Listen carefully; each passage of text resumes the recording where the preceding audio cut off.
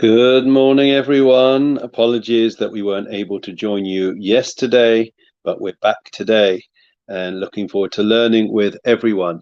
So, the Mishnah, Perek Aleph, Mishnah Tes Vov. Firstly, we're dedicating today's learning in memory of all those whose Yortzeit falls today.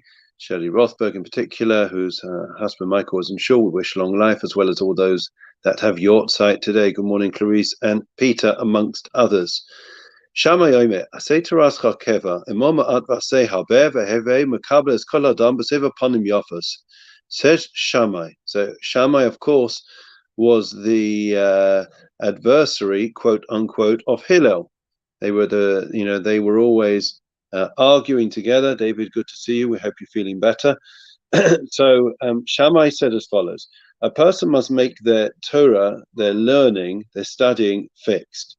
In other words, it's not enough to have sporadic, inconsistent moments of Judaism.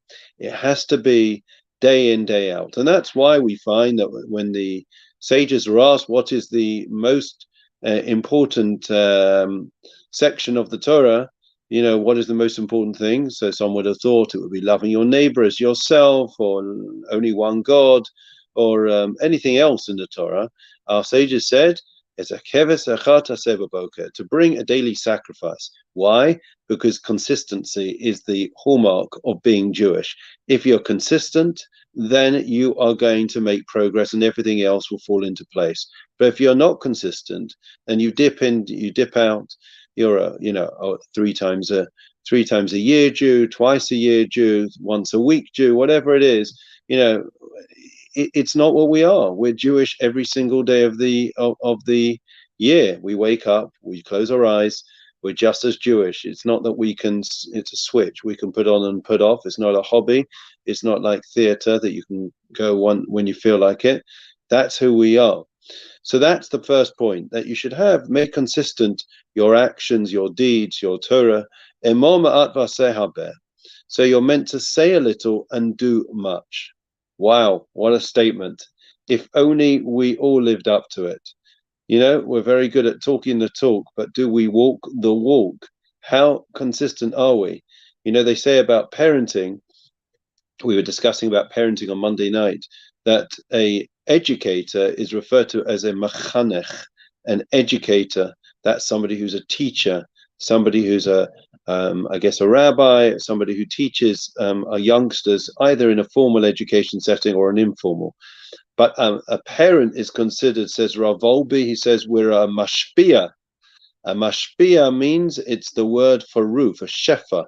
It's something that runs off. And therefore, says Rav Volbe, parents, more than what they say, it's what they do. And therefore, it's what runs off. It's what the children see. They say that principles are not taught, but they're caught. And therefore, it's when parents see us, it's very often, you look at a little child. I was with my daughter this morning, and they automatically copy you, don't they? The kids, the grandchildren, they want to be like you. So more than what we say in the lectures that we give, where they just roll their eyes and have this glazed look and they're not there anymore, it's what we say. What are we passionate about? Have you ever wondered why it is that you can have generations of boys that are ardent, staunch supporters, supporting the same team as their parents and grandparents? It's because they wanted a close relationship with their parents and grandparents. The way to come to that was they saw what was important in their families' lives, and therefore they emulated it. That's principle number 2. So more than what we say, it's what we do. You're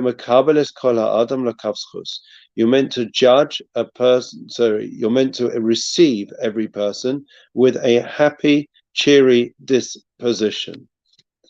Not easy, is it? If we're honest, how do we receive every person with a happy disposition?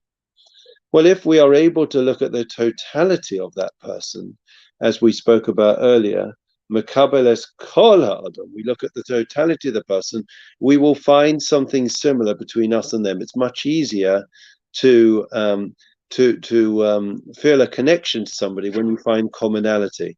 The other way, of course, is to fake it or make it. If you start every day, and even though you don't want to, it's like a sales lady in a shop, or if you're having a business meeting, even though the person may not be particularly your type or your stripe, if you are, if you know it's a big deal, believe you me, you're gonna be able to put on that happy disposition, that smile on your face, that warm handshake. Why? Because you recognize the importance of the other person. Well, it's the same with this. If we recognize the importance of the other person, then we are going to be willing to smile, to give them our attention. And in fact, I've told the story before, I'll tell it again. Rabbi Yaakov Kamenetsky was one of the greatest sages in the 1970s and 80s in America. And he was known for his extraordinary interpersonal relationships, the kindness, the consideration, the compassion. And on one occasion, when he passed away, there was the levaya, the funeral, and obviously his thousands of students, there was a throng of black hats and black jackets, all marching behind the coffin, inconsolable at the loss of their Rebbe, their teacher. And there was amongst them a what do you call it? There wasn't a priest. That she was a nun. A nun. That's it. A nun was marching also behind the coffin to pay respects. And the students, of course, knew she hadn't been in the yeshiva with them. What was she doing? A nun walking behind them. And her answer was telling. They said that she knew Rabbi Yaakov Kamenetsky because she sat every day begging for alms in the town square from all of those that would be walking past on the way to work. Most people were either too busy, or they cursed her. They told her she should go away. They weren't particularly friendly. She said, but she looked forward every day to an old man who would walk past and give her a smile and wish her good day. Who was that? That was Rabbi Yaakov Kamenetsky. And that smile kept her going. That warmth gave her the strength to keep going day after day. So you never know how important it is, to smile. So that's an important aspect. That Shammai, who was, of course, of a strict disposition, he said that you should make sure that you have a happy disposition. It's easier to give a smile on a sunny day than it is on a cloudy, miserable day when it's been tough and everything's gone against us and we've got a parking ticket and all the headaches in the world. But that's the challenge. We have so much to be grateful for. We have so much to share, and it doesn't cost us a penny, just a bit of a smile. And in fact, we use less muscles in our face by doing so. So let's smile. They say smile and the world smiles with you. Wishing you all a great day. Please God, we'll see you tomorrow at 10 to 9. Take care.